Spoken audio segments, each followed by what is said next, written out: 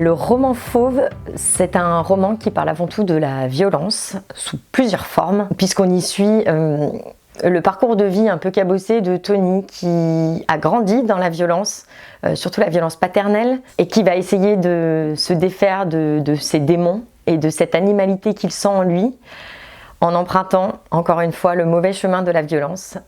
Il va intégrer une troupe de cirque qui est itinérante pour fuir sa maison justement, et il va se retrouver fasciné par les fauves qui sont dans la compagnie de cirque, avec cette volonté de dominer le sauvage, de dominer l'animal pour se prouver à lui-même qu'il est quelqu'un, prouver à ce père qui l'a toujours un petit peu écrasé qu'il peut être quelqu'un.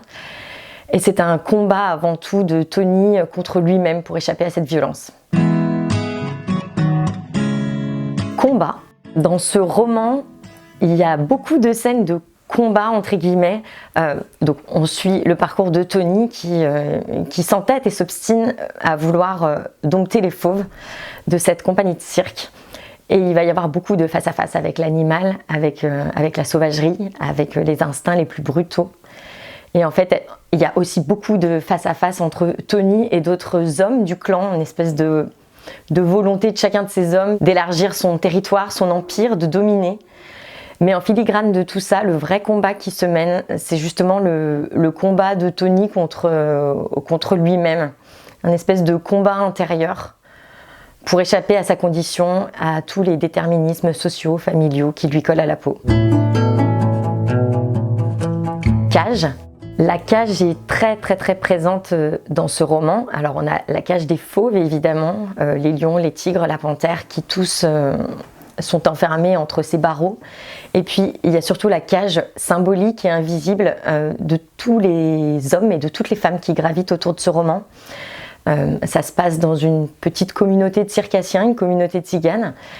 Et toutes ces femmes sont complètement enfermées dans leur rôle de femme, dans les attentes, les injonctions à la maternité, les injonctions à la pureté, la domination masculine, l'autorité masculine.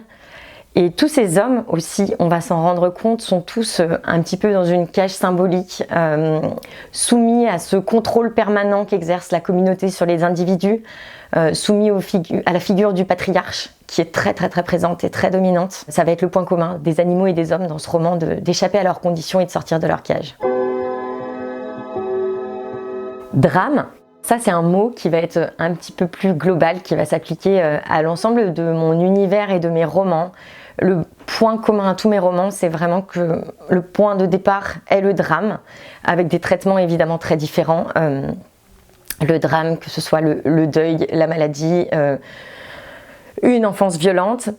Et ce qui va être intéressant, ça va être de suivre le cheminement de ces personnages. Quand certains vont choisir la lumière, vont choisir la résilience, la reconstruction, d'autres vont se trouver un petit peu comme attirés par le vide, par l'abysse et par la noirceur.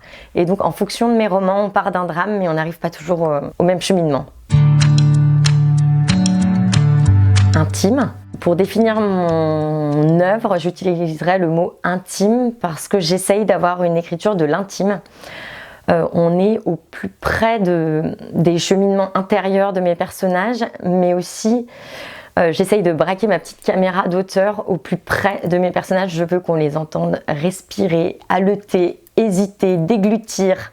Je veux qu'on voit la sueur, je veux qu'on devine leurs désirs, je veux qu'on voit les larmes.